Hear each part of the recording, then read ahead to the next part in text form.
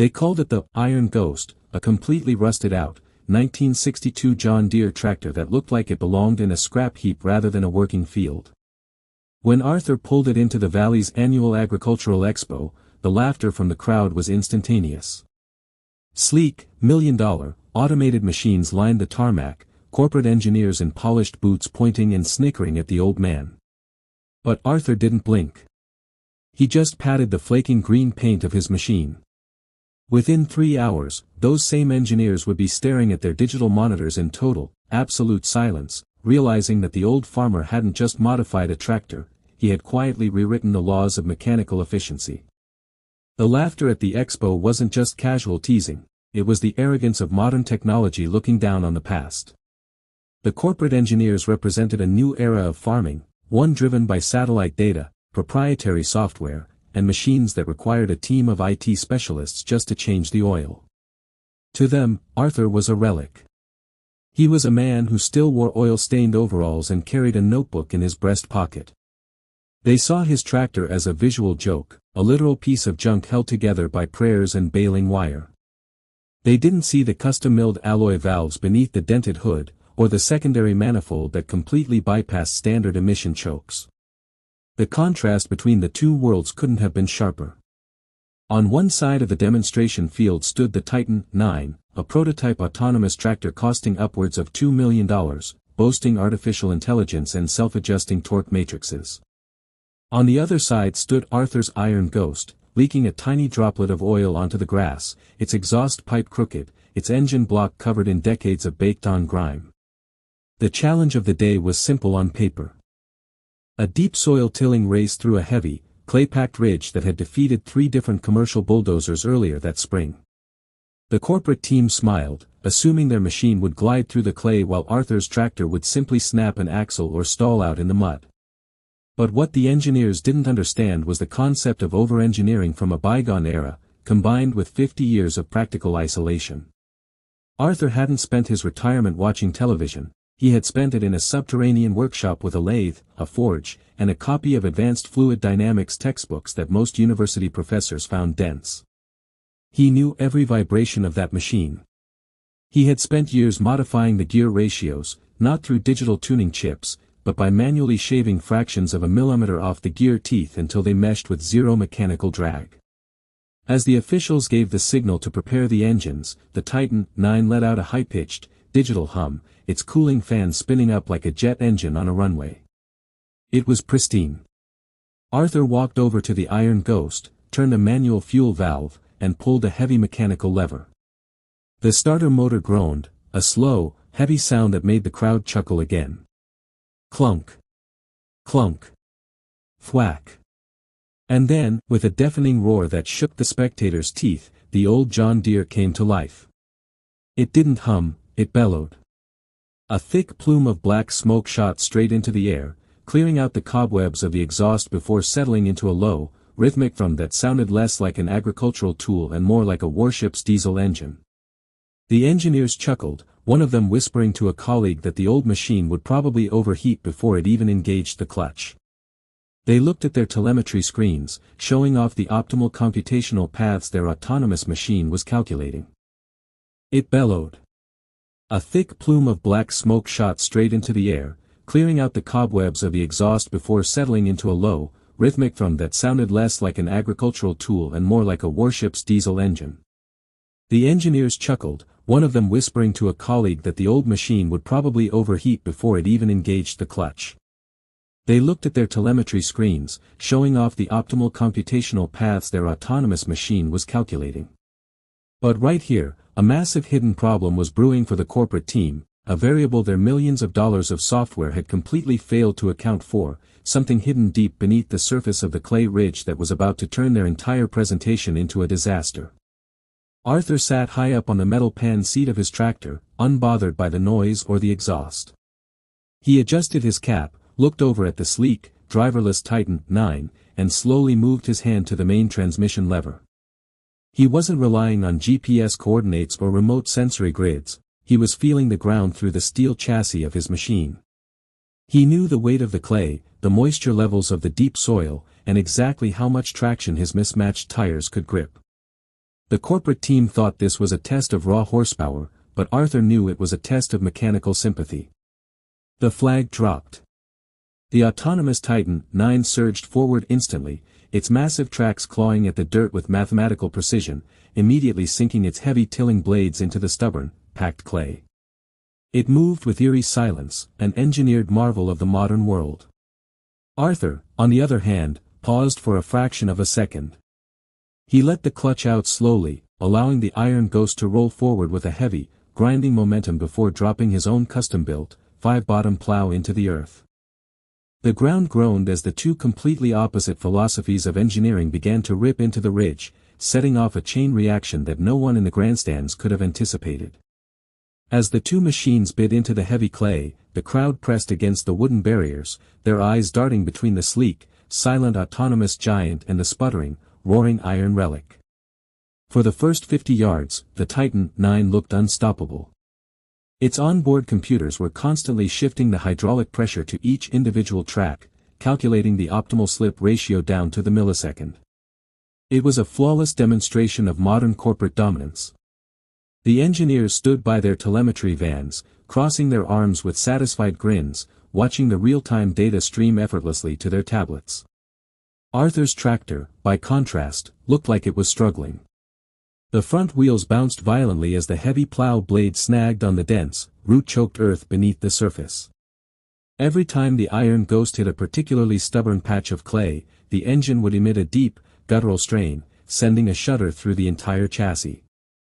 The spectators laughed, expecting the ancient transmission to explode into a shower of metal teeth at any second.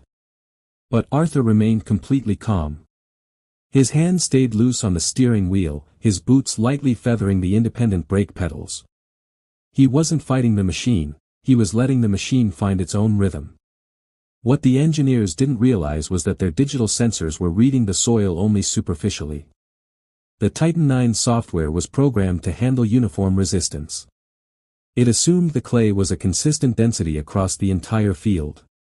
But this valley floor had a hidden geological history. Decades ago, it had been a riverbed, meaning beneath that top layer of soft clay lay a chaotic, tightly packed matrix of dense river stone and hardened mineral deposits. Suddenly, a loud, metallic shriek echoed across the field. The Titan 9 had hit the first major underground deposit of river stone. The autonomous tractor's sensors instantly registered the massive spike in resistance. Its AI brain did exactly what it was programmed to do. It immediately increased hydraulic pressure to maximum torque to force its way through the obstruction. But the clay was too thick, and the stones wouldn't budge. The tracks began to spin uselessly in place, digging too deep, muddy trenches into the soil as the machine began to bury itself under its own immense weight. The engineers' smiles vanished as warning lights began to flash red across their digital monitors. Meanwhile, Arthur was approaching the exact same hidden rocky vein. But instead of trying to brute force his way through it with digital algorithms, the old farmer relied on mechanical intuition. He heard the subtle change in the engine's pitch a split second before the plow hit the rocks. Without looking down, Arthur reached for a secondary, unmarked lever next to his seat, a custom hydraulic bypass he had machined himself using an old aircraft valve. With a smooth pull, he slightly altered the pitch of the plow blades, allowing them to ride just a fraction of an inch higher, slicing perfectly through the softer clay right above the stone shelf. The iron ghost roared, its massive rear tires catching traction on the undisturbed earth. It didn't stall. It didn't dig itself into a grave. It glided right over the obstacle that had paralyzed the $2 million prototype.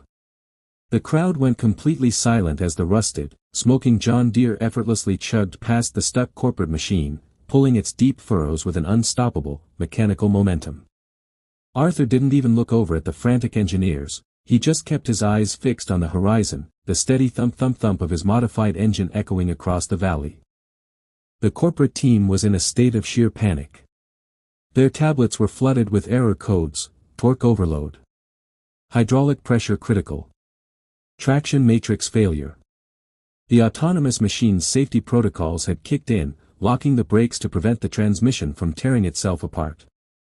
Two engineers rushed out onto the field with laptops, desperately trying to override the software block, but the system was trapped in an infinite computational loop, unable to understand why its mathematical models were failing in real-world soil.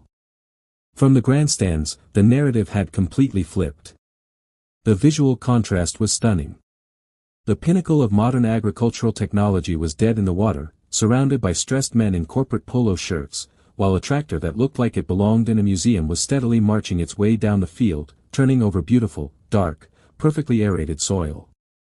The older farmers in the crowd began to chuckle, nudging each other as they realized they were witnessing a masterclass in pure, unadulterated mechanical brilliance. But Arthur wasn't done showing them the true capability of his machine. As he approached the halfway mark of the field, the slope began to steepen significantly, presenting a 30-degree incline of slick, wet clay. This was the ultimate test of power-to-weight ratio. The spectators leaned forward, wondering if the old engine would finally give out under the immense strain of pulling a 5-bottom plow up a hill.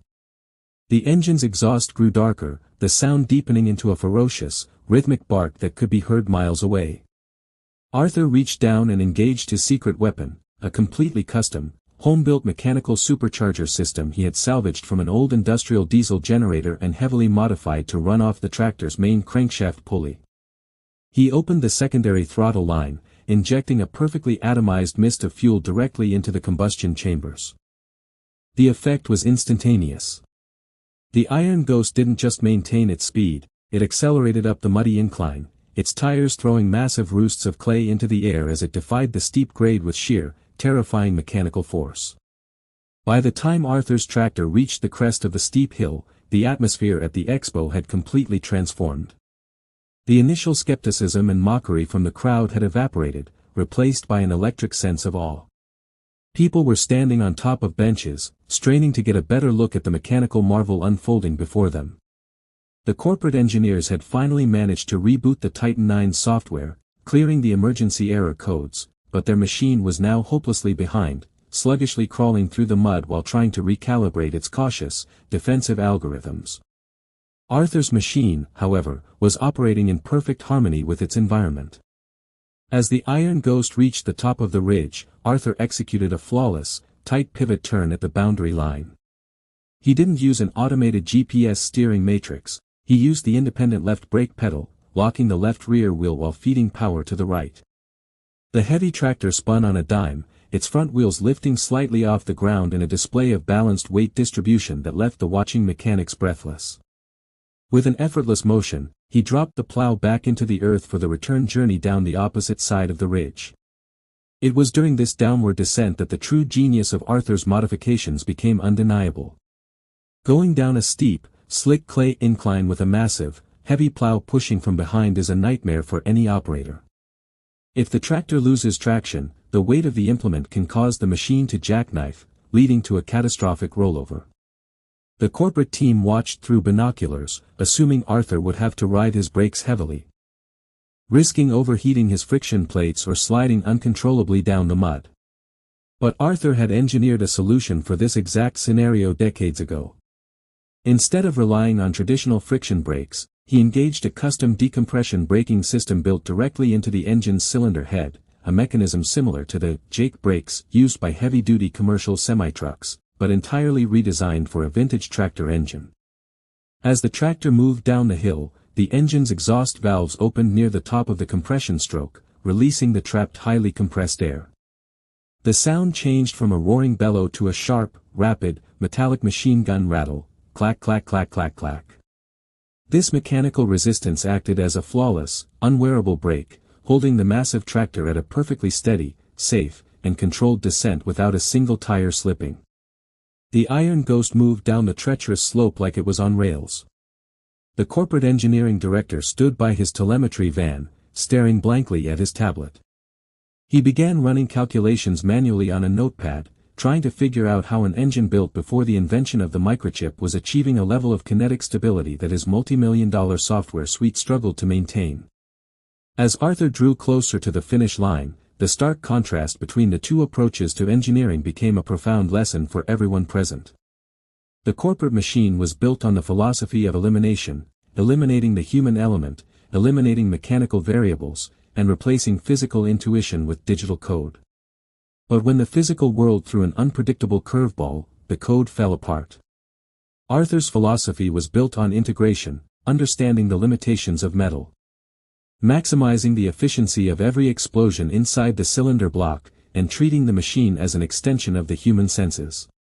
The corporate engineers began to flock toward the edge of Arthur's lane, their professional arrogance completely shattered.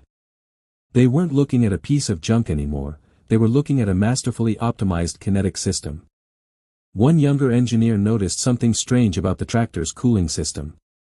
Standard 1960s tractors were notorious for overheating under heavy loads, yet Arthur's machine wasn't venting any steam. Upon closer inspection through the dust, the engineer realized Arthur had integrated a closed-loop vapor phase cooling system, utilizing the heat of the engine to preheat the incoming fuel lines, drastically increasing thermal efficiency while keeping the engine block at an absolutely perfect operating temperature. With one final, thunderous surge of power, Arthur guided the Iron Ghost across the finish line, completing the grueling deep soil tilling challenge in record time. The plow lifted smoothly out of the ground, completely clean, leaving behind 5 perfectly straight, deep, beautifully turned furrows of soil. Arthur pulled the throttle back to idle, and the roaring beast subsided once again into its comfortable, steady, rhythmic heartbeat. He reached over, turned off the fuel valve, and the engine gave one last, heavy thump before falling completely silent. The contrast was deafening. The crowd didn't just clap, they erupted into cheers. Old farmers threw their hats into the air, and local mechanics ran toward the lane to get a closer look.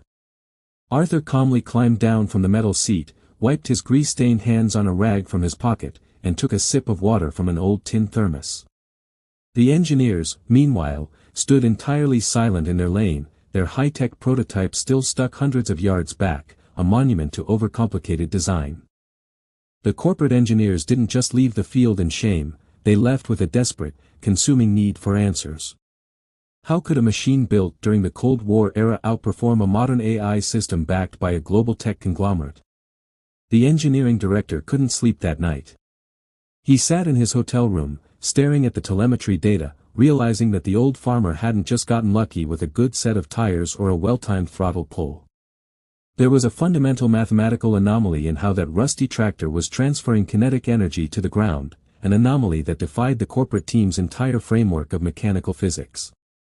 But as the engineers began investigating Arthur's background, looking for an explanation, they uncovered a detail that turned a simple story of a clever farmer into something far more mysterious. Arthur wasn't just a local resident who tinkered in his shed. 25 years earlier, his name had completely vanished from the public record after he abruptly resigned from a highly classified aerospace propulsion laboratory. Why would a man at the absolute peak of his engineering career in the defense sector walk away from everything to live a life of total isolation on a remote valley farm? What had he discovered during his time working on top-secret military designs, and more importantly, how much of that forbidden technology had he secretly built into the frame of that rusty 1962 John Deere tractor? The deeper the corporate investigators dug, the more unsettling the questions became. Local mechanics whispered about strange, high-pitched frequencies echoing from Arthur's barn late at night, noises that didn't sound like any agricultural engine ever manufactured. Some claimed that his tractor didn't just run on standard diesel, but on a highly stable, self-synthesized fuel mixture that left absolutely zero chemical residue in the soil. If Arthur had truly solved the global crisis of mechanical friction and thermal loss using scraps and basic tools, his invention was no longer just an impressive expo trick, it was a multi-billion-dollar threat to the entire global agricultural supply chain. The corporate executives realized that if Arthur's blueprints ever became public, the demand for their million-dollar autonomous machines would instantly collapse overnight. They didn't just want to understand the tractor, they needed to control it, or find a way to make it disappear entirely before the media caught wind of what had actually happened on that clay ridge. A small, elite team of corporate technicians was dispatched back to the valley, tasked with an covert mission: offer Arthur an astronomical sum of money for the machine, and if he refuses, find a way to inspect the internal components of the Iron Ghost by any means necessary. But Arthur was fully aware of the storm he had just kicked up. He knew that the corporate world wouldn't simply accept a public defeat and walk away. As he locked the heavy wooden doors of his barn that evening, he looked down at a specific, sealed component welded directly onto the tractor's main transmission housing, a component that no one at the expo had noticed, hidden beneath a layer of fake, artificial rust. If the corporate team tried to force their way into his workshop, or if they attempted to dismantle his machine without knowing the exact, highly volatile sequence required to disarm it, they wouldn't just find a clever gearbox. They were about to trigger a mechanical safeguard that would alter the entire timeline of the valley forever. The tension in the community was reaching a boiling point. The local townspeople began to notice unmarked black SUVs idling on the dirt roads surrounding Arthur's property line, their tinted windows hiding men with cameras and specialized scanning equipment. The corporate team was trying to use ground-penetrating radar to map out the interior of the barn, desperate to get a digital layout of the tractor's internal engine schematics before making their next move. But every time their scanning devices swept over the building, the monitors would instantly glitch out, overwhelmed by a powerful, localized electromagnetic field emitting directly from the center of the structure. What did Arthur have hidden inside that barn that was powerful enough to distort advanced military-grade scanning equipment? And what was the true purpose of the Iron Ghost? Was it really just a tool built to farm the land, or was the tractor a mobile testbed for a completely revolutionary energy source that could render fossil fuels obsolete? The answer lay buried deep within the dark, oil-scented interior of Arthur's workshop, where a single, handwritten journal sat on his workbench, containing formulas that could dismantle empires, and the corporate team was about to make their move to steal it. The corporate team finally made their move under the cover of a moonless valley night. 3 technicians slipped past the perimeter fence, carrying advanced diagnostic tools and mechanical overrides, stepping silently toward the old barn doors. They expected to find a basic padlock and an old man sleeping. Instead, as their boots crossed the threshold, the barn's interior lights snapped on automatically, bathing the room in a sharp, clinical white glow.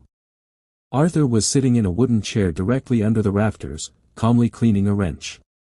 Behind him, the Iron Ghost sat idling with a low, subaudible hum that vibrated the very fillings in the technician's teeth. "I've been tracking your radar sweeps for 3 days," Arthur said, his voice cutting through the mechanical hum with absolute, terrifying calm. He didn't point a weapon, he didn't need to. He simply pointed to a digital oscilloscope sitting on his workbench, which was tracking a perfectly stable harmonic frequency emitting from the tractor's engine block. The corporate director stepped forward, dropping his laptop bag.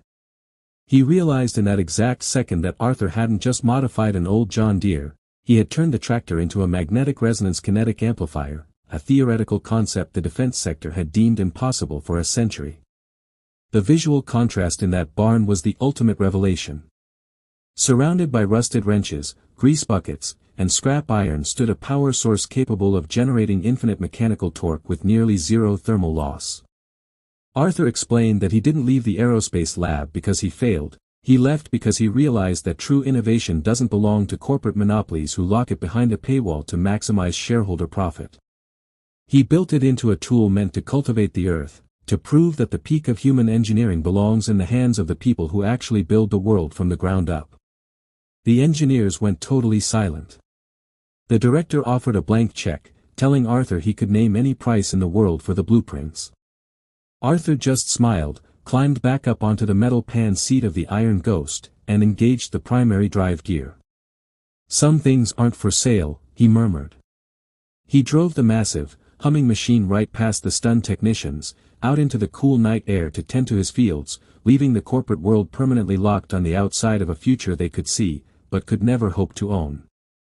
If you look closely at the history of agricultural mechanics, the story of Arthur isn't just a legend, it is a lesson in the limits of forced modernization.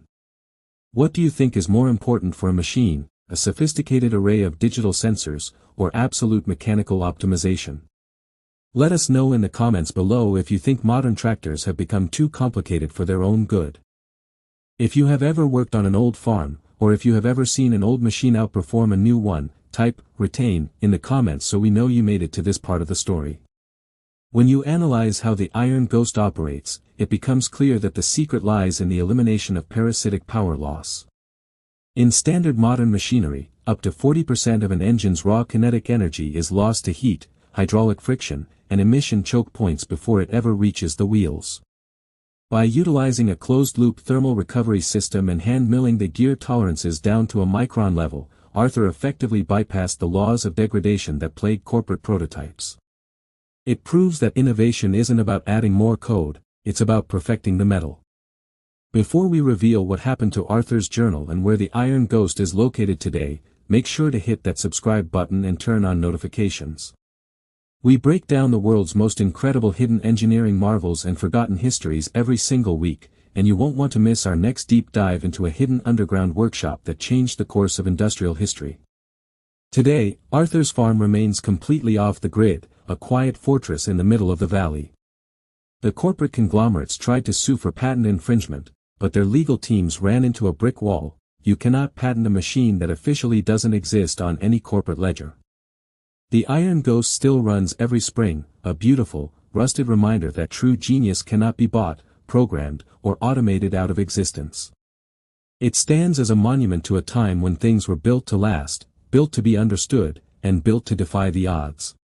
If you want to discover the full, uncensored history of the classified aerospace project Arthur walked away from, and see the actual mathematical formulas he used to redesign the modern diesel engine, click the video on your screen right now. We trace the paper trail all the way back to 1982, revealing the exact government cover-up that drove the world's greatest engineer into hiding. Click it now, and we'll see you there.